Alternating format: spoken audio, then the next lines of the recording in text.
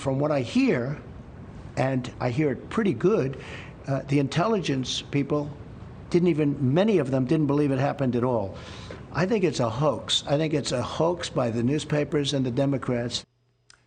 President Trump calling the New York Times report that Russia offered bounties to Taliban fighters to kill American soldiers a hoax. This coming as Secretary of State Mike Pompeo says that Russians engaged in Afghanistan is, quote, nothing new. Joining me now is to discuss all this, Pennsylvania Representative Guy Reschenthaler. He serves on a House subcommittee on international terrorism, and we are pleased to have him. Congressman, good to see you again. Thanks for being here. David, thanks for having me on, David.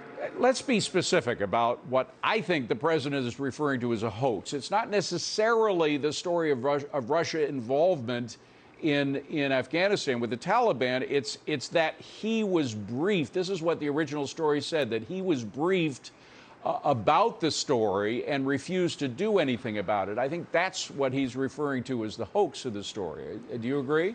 I believe he's referring to that and the fact that this was written on, or from what we're being told, this was written on his briefing, but he was being verbally briefed, and the briefer never articulated that talking point. So the president actually did not receive that information. So I think that's what the president is talking about. But in fact, by the way, yes. Forgive me for interrupting, but a CIA officer who's not named for obvious reasons confirmed that the president was not briefed because there wasn't enough validating information for that particular briefing, correct?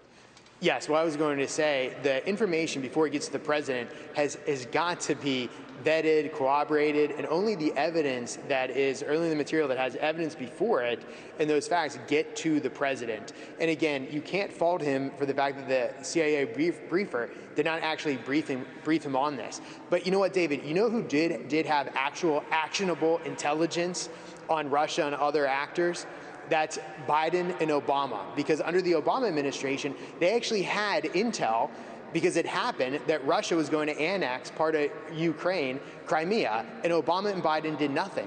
President Trump, though, sent the Ukrainians Javelin missiles, lethal aid. So that's the difference. And Biden and Obama also knew that there were threats on Benghazi. They sat back and did nothing. They knew that ISIS was running roughshod over Iraq and Syria. They did nothing. Compare that with President Trump, who's taken strong actions.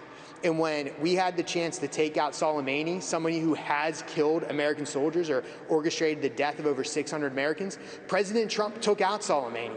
And President Trump took out al-Baghdadi with ISIS. So President Trump's record is incredible on these issues. Right. So if Biden wants to pick this fight and have an argument over who's tougher on national security and national defense, we'll take that any day, because President Trump will win that argument any day. Well, President Trump also took out several hundred Russian mercenaries who were working in Syria. Yes. President Trump also has been quite critical of the Russian pipeline to Germany. All sorts of things that the Russians consider valuable to them have been interfered with by President Trump himself. So this is all an attempt to resurrect that failed attempt of pointing to collusion between Vladimir Putin and President Trump, first to win the election and then throughout the first term of his presidency.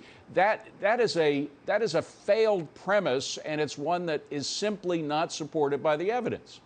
Well, David, we read this book before, and you talked about the talk about Russian collusion. It was absolutely, just absolutely a work of fiction. You know, I've read this book before. It's a low-level bureaucrat who doesn't work through the chain of command, takes evidence that's not validated, and turns around and gives it to the New York Times or the Washington Post to make the president look bad. And it's incredibly too politically convenient that this is coming out now. To me, this smacks of what we've seen before, an attempt to damage this administration with something that's just utterly false. But again, the president's actions speak for themselves. You know, I'm old enough to remember President Obama telling Mitt Romney that the 1980s wanted his foreign policy back when Mitt Romney was warning everybody about Russia. So I trust President Trump much more than I do Biden on Russia and who's going to hold Russia accountable for their nefarious actions across the world. And by the way, we should mention, you served time in Iraq as a JAG officer, so you care about what happens in that region, care about what happens to our troops in that region. I just want to talk about something that is of great import to to Americans right now with the COVID problem still hanging over all of our heads. That is another stimulus package. The president spoke about that as well today with Blake Berman. Let me play that soundbite and get your response. Go ahead, roll tape. Another round of direct payments for individuals. Do you support that at this time? I do. I support it, but it has to be done properly, and I support actually larger numbers than the Democrats, but it's got to be done properly.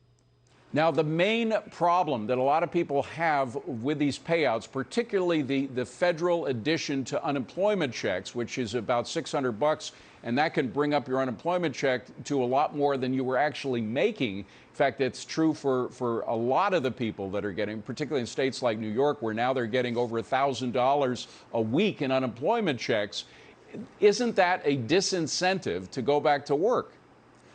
Yes, David, the extra $600 a week on top of unemployment compensation, although it was well-intentioned, it's actually causing a lag in getting this economy roaring again. So I don't want to begrudge anybody money, but paying $600 extra is doing two things. It's forcing people to make the economic choice to stay home and not to go back to work, or it's causing these small businesses to increase wages, which hurts them even more when they're paying an inflated wage to individuals. I don't want to begrudge anybody money, but now's the time that we're smart about this. We got to bring the economy back online, and we do that by reducing taxation, by reducing regulation, by reducing burdens on small business. That's how we're going to get the V-shaped recovery. By the way, very quickly, we're running out of time, but the Senate passed an extension of the Paycheck Protection Program deadline because there's still quite a bit of money left in that has been passed.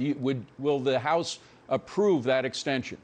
I believe that passed today unanimously, but we need, yes, I believe that passed today unanimously, and we have to give people and businesses the time to take advantage of the successful PPP and EIDL loan and grant programs, of course. And that will bring people back to work and get the economy, get the GDP moving again. Congressman Reschenthaler, have a wonderful July 4th celebration. Appreciate you being here.